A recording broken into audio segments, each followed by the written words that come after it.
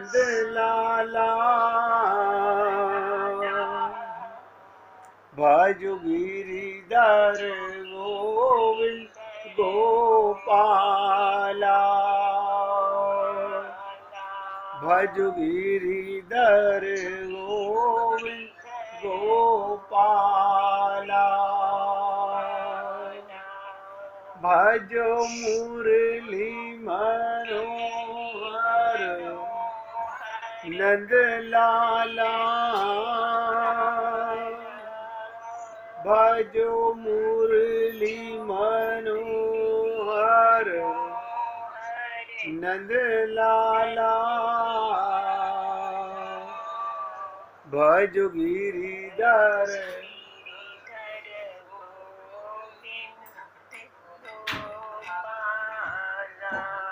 भजो गिरिधर गोविंद गोपाला भजो मुरली मनोहर नंद लाला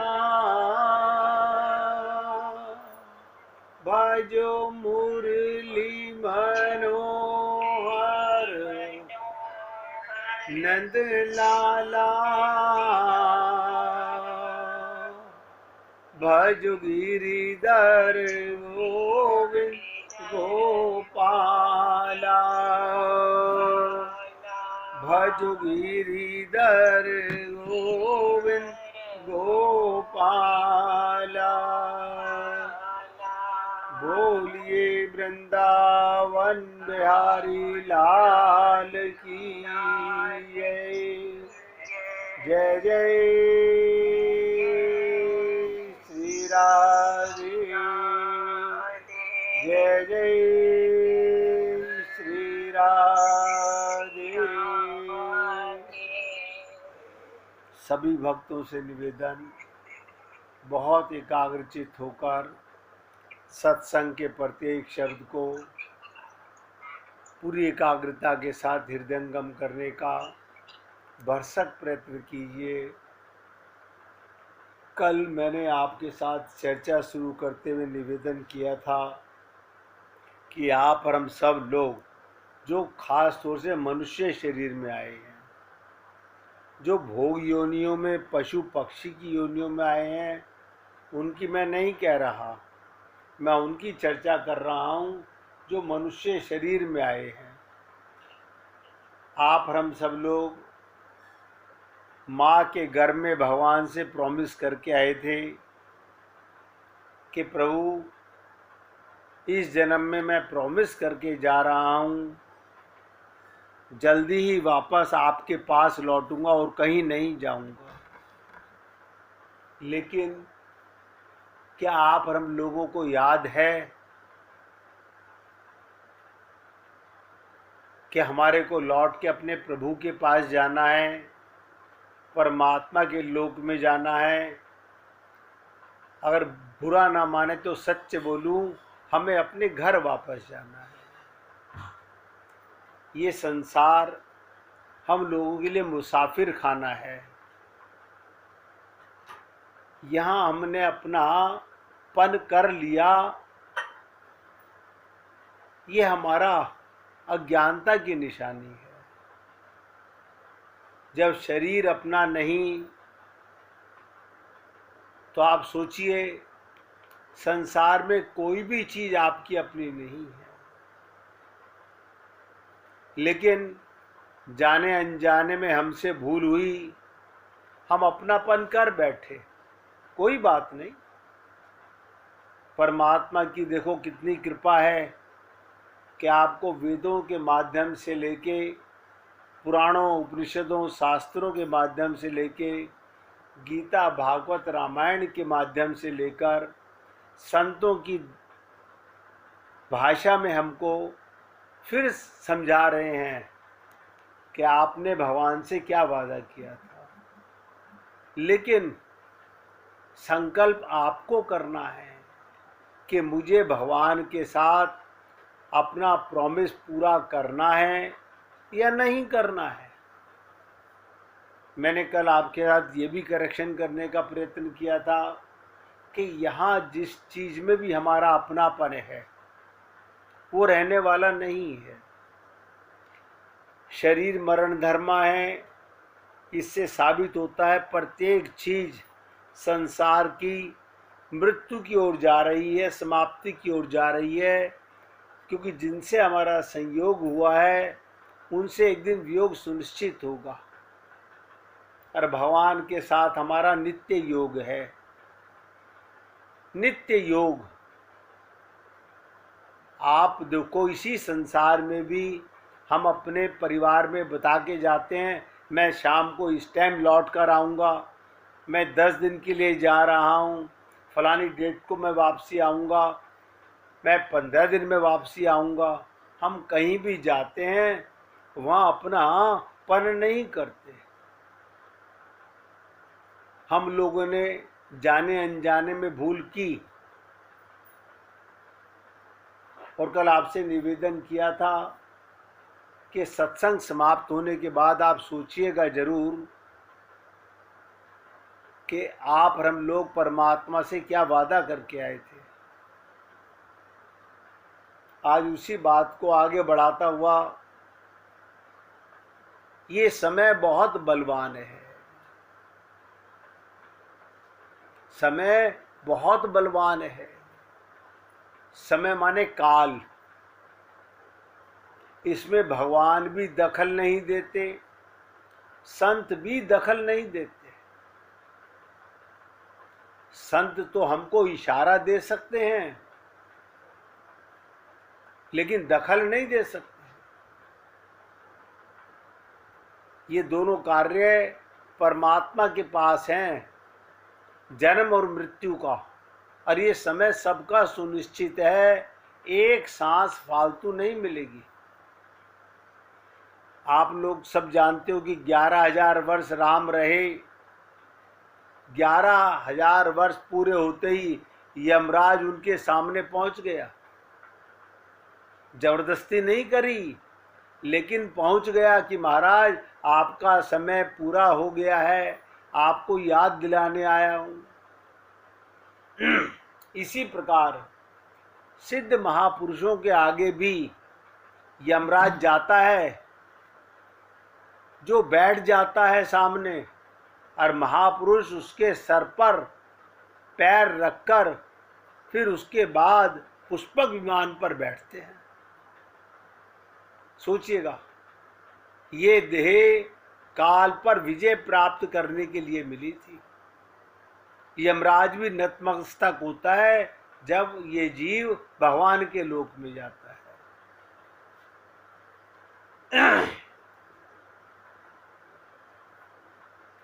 लेकिन यमराज आएगा, उसकी ड्यूटी है। आप और हम सब मायाधीन हैं। मायाधीन का मतलब माया के अंडर में हैं। भगवान मायाधीश हैं, माया भगवान के अंडर में है। और आप और हम सब पापात्मा हैं। यमराज, अगर हमें आत्मज्ञान नहीं हुआ, सुना ना, घसीटते हुए ले जाएगा दंड देने के लिए। अरे सहा नहीं जाएगा, वो दंड सहा नहीं जाएगा। इतना दुख होगा कि कोई सुनने वाला नहीं होगा। उसमें कोई गुरु संत महात्मा भी आपको समझाने नहीं आएगा। अक्सर लोग ये कहकर टाल देते हैं, अब जब मरेंगे, जब होगा देखा जाएगा। देखा नहीं जाएगा, देखना तो अब समय है जागने का। जागने का समय अब है। क्या देखोगे? सोचो, फिर तो भोगोगे। वहां कोई रिश्वत नहीं चलती, वहां कोई रिश्वत नहीं चलती। एक विद्यार्थी परीक्षा के समय 3 घंटे में कुछ लिखता नहीं या गलत फलत लिख देता है तो देखा क्या जाएगा? आप सोचिए, उसका जब नंबर आएगा तो 0/100 आएगा।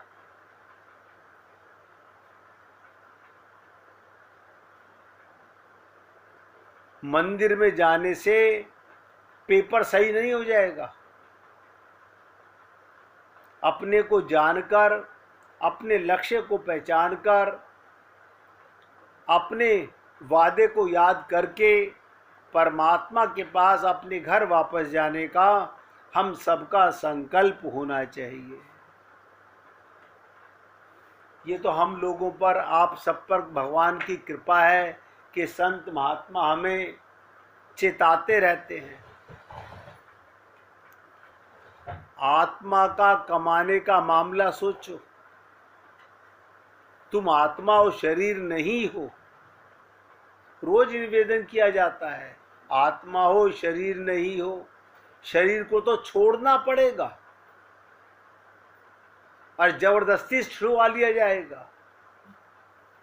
इसलिए मैं रोज आपसे निवेदन किया था, मैं कुछ ना कुछ ऐसी चर्चा जरूर करूंगा जिससे हम लोग जागते रहें, होश में रहें।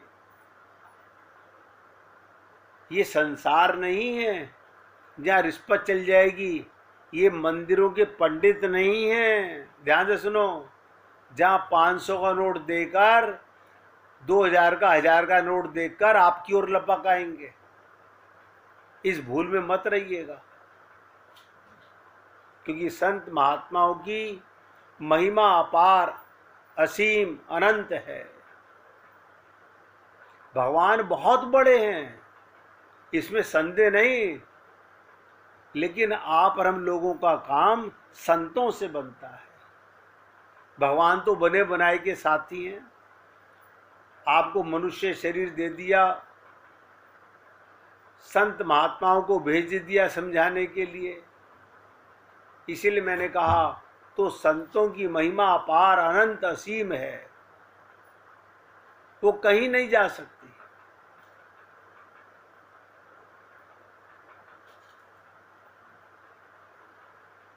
अगर संसार में अगर बड़प्पन है,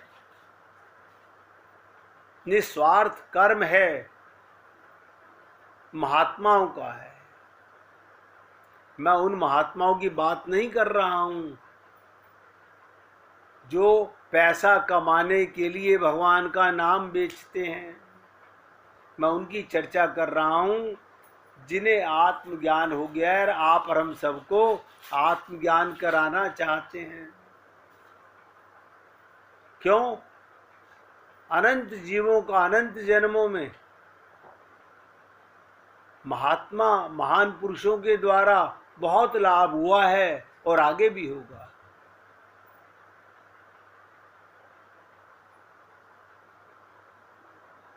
भगवान तो क्या है? समुद्र हैं। मैंने एक दिन पहले भी कहा था, भगवान तो समुद्र हैं और संत महात्मा बादल।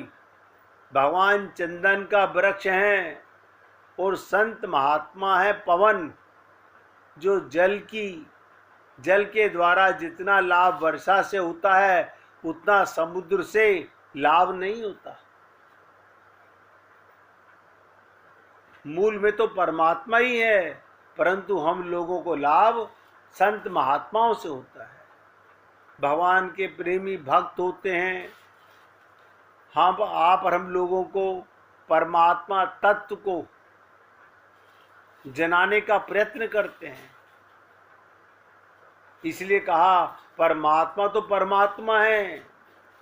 हमारे प्रेमी भक्त तो बादल की तरह संत महात्मा होते हैं। पवन की तरह ऐसे संतों के द्वारा बहुत लाभ हुआ है संसार में। देखो, भगवान के पूजन करने से, कीर्तन करने से दुनिया मात्र को शांति मिलती है तो कृपा सब भगवान की है, परंतु हम लोगों को लाभ महात्माओं से मिलता है, इसमें संदेह नहीं, परंतु हमारे को लाभ संतों से होता है और होता ही रहेगा। भगवान अवतार धारण करते हैं, लीला करते हैं, वो लीला देखने से उतना लाभ नहीं मिलता। आप देखिए, रामचरितमानस पढ़ने से, रामलीला देखने से कितने को क्या लाभ मिला, ये संत महात्मा बताते हैं, तब हमें समझ आती है लीला माने क्या। जितना कथा सुनने से लाभ मिलता है। राम सुखदास जी तो कहा करते थे, श्रोता कौन होता है? जो अपनी आंखों को सत्संग सुनते हुए बंद रखता है, आंखों को बंद रखता है और अपने कानों को संत के मुख पर लगा के रखता है, एक शब्द भी सत्संग का बाहर ना चला जाए। जितना महात्म भगवान का कहा, इतनी अपार भगवान की महिमा, परंतु हम लोगों को तो जो मिला वो संतों से लाभ मिला।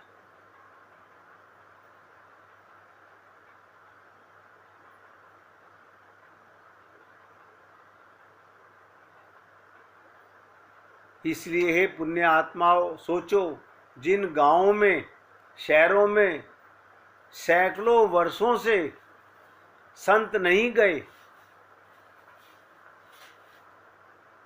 मंदिर तो वहां भी है, मस्जिद तो वहां भी है, वो गांव भूत की तरह खड़ा है। वे जानते ही नहीं आत्मा क्या है। ये तो संत महात्माओं का कमाल है। आप हम लोगों के जीवन में आकर गांव-गांव फिरते हैं, हम जैसे पवित्र मन को निर्मल करने का प्रयत्न करते हैं, उन्हें भी शांति मिलती है अपना कार्य करके, और हमें भी शांति मिलती है अपने घर वापसी का संकल्प करके।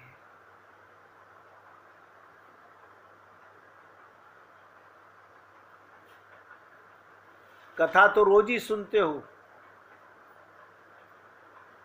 सारी कथाएं भगवान की पवित्र करने वाली हैं, लेकिन उनमें जो रस, जो आनंद, जो स्थायी हृदय की शांति है,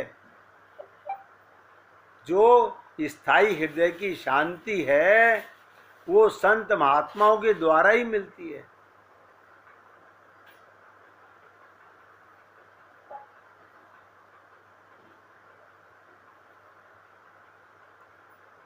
एक संत कहा करते थे, संत मिलन जब जाइए,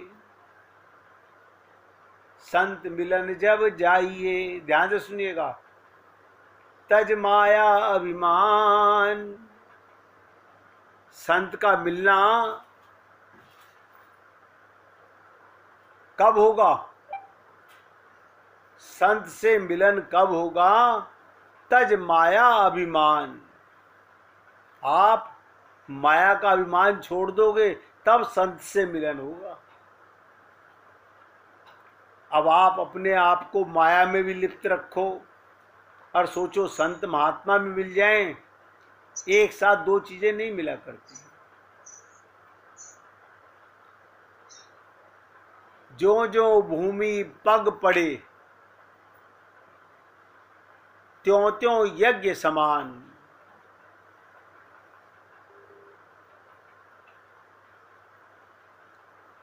एक लीला सुन लीजिए गुरु गोविंद सिंह जी की।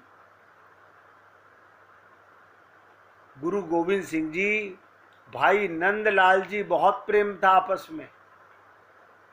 भाई नंदलाल जी जब तक गुरु गोविंद सिंह के दर्शन नहीं कर लेते थे, तब तक अपना दिन शुरू ही नहीं करते थे। यानी गुरु गोविंद सिंह के दर्शन करने के बाद ही अपने दिन की शुरुआत करते थे। आप और हम लोगों को भी सुबह उठते ही सबसे पहले अपने गुरु का ध्यान करना चाहिए। जिन्होंने गुरु धारण नहीं किए वो भगवान का दर्शन करें, अपने माता पिता का दर्शन करें, वो भी गुरु हैं पृथ्वी पर। एक दिन भाई नंदलाल जी ने कहीं जल्दी जाना था, लेकिन गुरु साहब सुबह 4 बजे दरबार में आते थे। उन्होंने सोचा चलो गुरु साहब जहाँ आराम करते हैं वहीं चलता हूँ, दरवाजा खटखटाकर मिल के चला जाता हूँ। अब सोचिएगा, रात को 2 बजे गुरु गोविंद सिंह जी ने अपने ध्यान में बैठे थे, तब नंदलाल जी ने दरवाजा खटखटाया। रात 2 बजे गुरु साहब ने पूछा कौन है बाहर। गुरु गोविंद सिंह ने पूछा कौन है बाहर। नंदलाल जी बोले मैं हूं। गुरु साहब ने फिर पूछा कौन है बाहर। नंदलाल जी फिर बोले कि मैं हूं। गुरु साहब ने कहा जहां मैं होती है, ध्यान दो, जहां मैं होती हो वहां गुरु का दरवाजा नहीं खुलता। अब आप सोचिएगा कैसी शिक्षा देते हैं संत महात्मा। क्या कहा गुरु गोविंद सिंह जी ने, जहां मैं भरी हुई हो वहां संत महात्मा दरवाजा नहीं खोलते।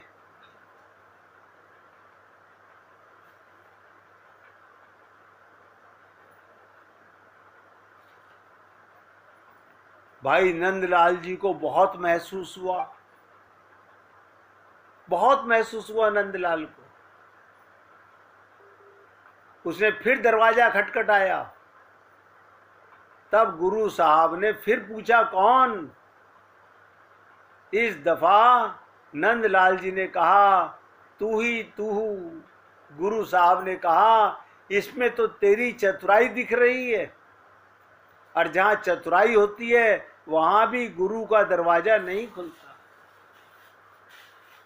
ये सुनकर नंदलाल रोने लगा। इतना ज्ञानी होकर भी तुझे इतनी अकल नहीं आई।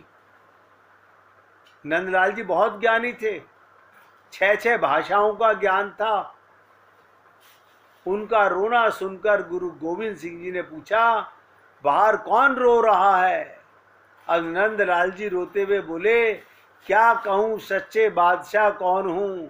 मैं कहूं तो अहंकार आता है, तू कहूं तो चालाकी आती है। अब तो आप ही बता दो मैं कौन हूं। इतना कहना ही था कि दरवाजा खुल गया। आवाज आई बस यही नम्रता होनी चाहिए। जहां से नम्रता है, भोलापन है, जहां अभिमान है, वहां गुरु की प्राप्ति नहीं होती। वहां गुरु घर के दरवाजे हमेशा खुले हैं। और गुरु गोविंद सिंह ने भाई नंदलाल को गले से लगा लिया। आप सोचो मेरे भाई, आप और हम सब लोगों को भगवत प्राप्ति का पूरा मौका सबको मिला हुआ है। ये चूकने के लिए नहीं, प्राप्त करने के लिए मिला है।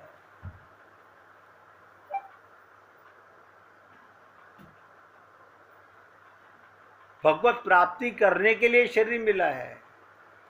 अभी मैंने आपको गुरु गोविंद सिंह और भाई नंदलाल की कथा सुनाई। अब आप सोचिएगा क्या आप और हम लोगों को गुरु मिल चुके हैं। सोचिए, आप अपने मन से तो कह सकते हैं हाँ हमें गुरु मिले हुए हैं, लेकिन नहीं, ये तो गुरु के हृदय से पूछ के देखो। संसार की सारी दौलत पाकर, संसार की सारी दौलत पाकर क्या तन निरोगी हो सकता है। जीवन का समय बढ़ सकता है या आत्मिक शांति मिल सकती है। 1 मिनट भगवान का कीर्तन करेंगे, उसके बाद कन्हैया उद्धव जी से ब्रज भेजने के लिए क्या निवेदन करते हैं उसकी चर्चा करेंगे। श्री राधे गोविंदा